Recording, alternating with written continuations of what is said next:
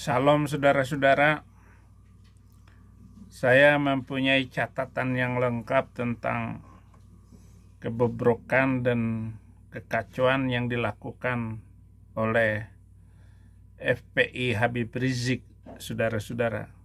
Kalau kita lihat dari tahun 1999, 2000, 2010, dan bagaimana FPI itu menangkap seorang mahasiswa Universitas Rumah yang bernama Filipus Cimeu yang telah menurunkan spanduk FPI yang dipasang di jembatan penyeberangan di depan kampusnya karena tersinggung dengan tulisan spanduk yang berbunyi "Awas, waspadai Zionis dan komunisme masuk di segala sektor kehidupan." Itu yang ditulis oleh FPI. Jadi dia Zionis ataupun komunis, dan dia menulis seperti itu. Itulah FPI. 1999 September, Laskar FPI menutup tempat perjudian di Petojo Utara dan tempat pelacuran di Ciputat, Tanah Abang, Jakarta, dan seterusnya.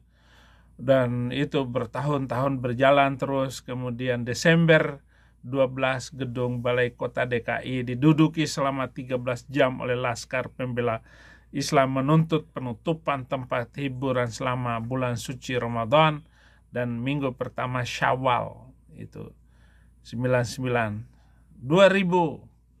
24 Juni 300 orang anggota FPI menyerang kantor Komisi Nasional HAM di Latuharhari, Jakarta Pusat, memprotes laporan yang dikeluarkan oleh komisi tersebut perihal peristiwa Tanjung Priok 1984. Para penyerang menuntut pembubaran Komnas HAM.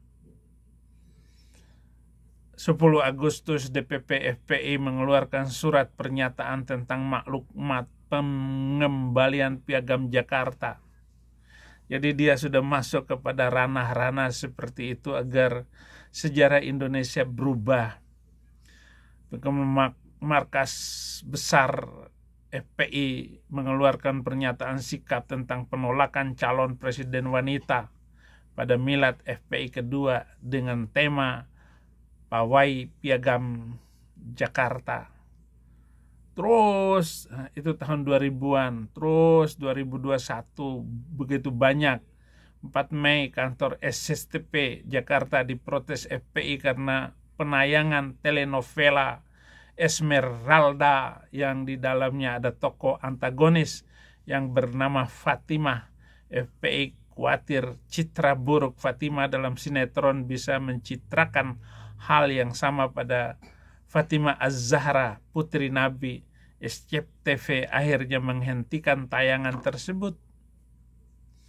Ini memang FPI ini ngaco, ngerusak semuanya. Orang sudah membeli itu film untuk ditayangkan. Ini ngaco semuanya, saudara. Dari korban, polisi mengaku telah mengantungi 5 calon tersangka dalam kasus ini. Jadi kita sudah mengidentifikasi sementara ada 5 yang kita bisa masukkan kategori sebagai tersangka untuk kita lakukan pemeriksaan. Di tempat terpisah, pimpinan Front Pembela Islam menggelar konferensi pers di kediaman Rizik Syihab di kawasan Petamburan, Jakarta Barat. Mereka menyatakan perlawanan atas rencana penangkapan anggotanya. Sekarang untuk penangkapan terhadap Laskar kali, kami akan melakukan perlawanan.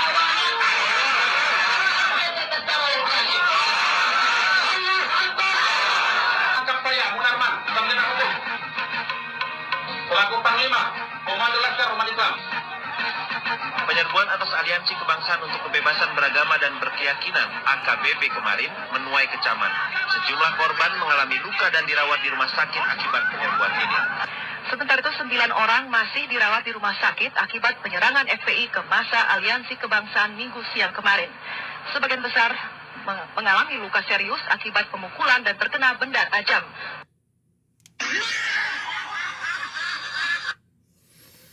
9 Oktober tahun 2001 FPI membuat keributan dalam aksi demonstrasi di depan Kedutaan Besar Amerika Serikat di Jakarta dengan merobohkan barikade, kawat berduri, dan aparat keamanan menembakkan gas air mata serta meriam air. Terus begini terus. FPI tidak ada kedamaian. Oleh karena itu saya mengatakan di video yang kemarin, Islam itu kriminal.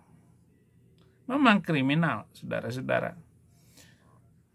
15 Oktober Polda Metro Jaya menurunkan sekitar 1.000 petugas dari 4 batalion kepolisian mengepung kantor FPI di Jalan Pertamburan 3 Jakarta Barat dan terjadi bentrokan.